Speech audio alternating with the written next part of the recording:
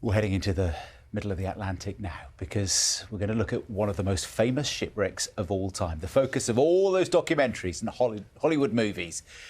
But there's one version of Titanic we have never seen until this morning. That's right. Experts have used special technology to map the entire ship on the ocean floor and create its digital twin. And our science editor, Rebecca Morrell, has been given exclusive access to the project. Nearly 4,000 metres down, in the murky depths of the Atlantic, the Titanic. It's so huge that in the gloom, cameras can only ever show us tantalising snapshots of the decaying ship, never the whole thing. But now a new project has revealed the wreck as it's never been seen before. There aren't many places big enough for the wreck of the Titanic, but this is one of them, the stadium where the 2012 London Olympics was held. A full-sized scan of the wreck has been captured, and to appreciate its scale, we've superimposed it in the stadium. The Titanic was simply colossal, and this 3D scan reveals the wreck in its entirety. For the first time, we have an exact digital copy of the real thing. And what you see here is what's lying on the floor of the North Atlantic Ocean. And not only can we get an idea of the ship's enormous size, this scan also gives us a close-up view of its smallest details. You can explore the wreck from every angle. The boat deck here can be seen from above. The gaping hole provides a glimpse inside, where the grand staircase once stood. And this is what's left of the captain's bridge and the wheelhouse, covered in fragile stalactites of rust. Already some remarkable detail can be seen, like this serial number on a propeller. What makes this different, it is a true digital twin of the Titanic. The resolution is phenomenal, genuinely phenomenal. I've not seen anything of that resolution. This will allow scientists, historians to re-understand how the Titanic came to be where it is, and it's also it's a snapshot in time. The Titanic was scanned last summer. Submersibles were deployed, remotely controlled from the ship. They travelled the length and breadth of the wreck, back and forth. 700,000 images were taken from every angle to build up an exact 3D reconstruction. The wreck is in two parts. The bow is still instantly recognisable, more than 100 years after it sank. 800 metres away, the stern, though, is a chaotic mess of metal. It collapsed as it corkscrewed into the sea floor. In the surrounding debris field, items are scattered. Ornate metalwork, unopened champagne bottles, and personal possessions too. Dozens of shoes resting on the sediment. Despite how extensively the Titanic has been explored, there are still many fundamental questions. The hope is this scan could provide answers. We really don't understand the character of the collision with the iceberg. We don't even know if she hit it along the starboard side, as shown in all the movies. She might have grounded on the iceberg.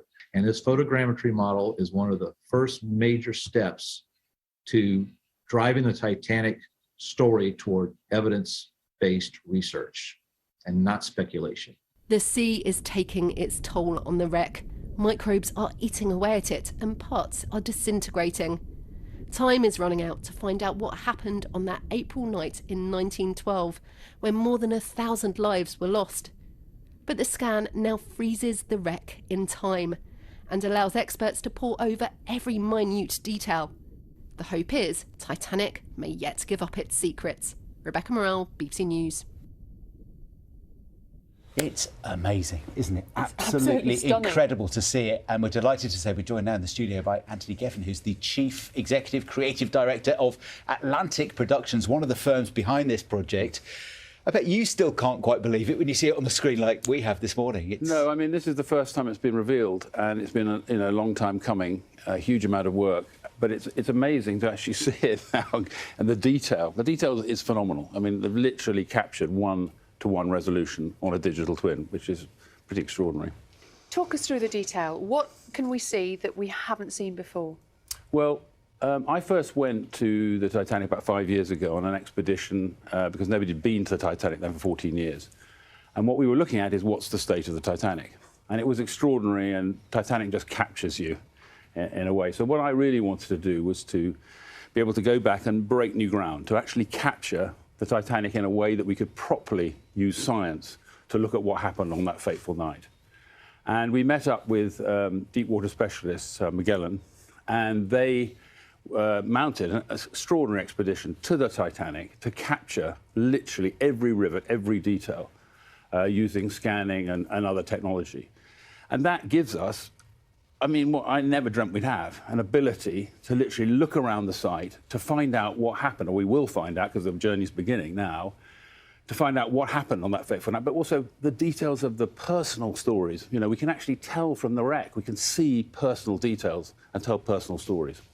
Which is really important, isn't it? Because I think sometimes we get fascinated, obsessed with the structure of the ship. Understandably, phenomenal achievement to build and then lose. But it's all about the people.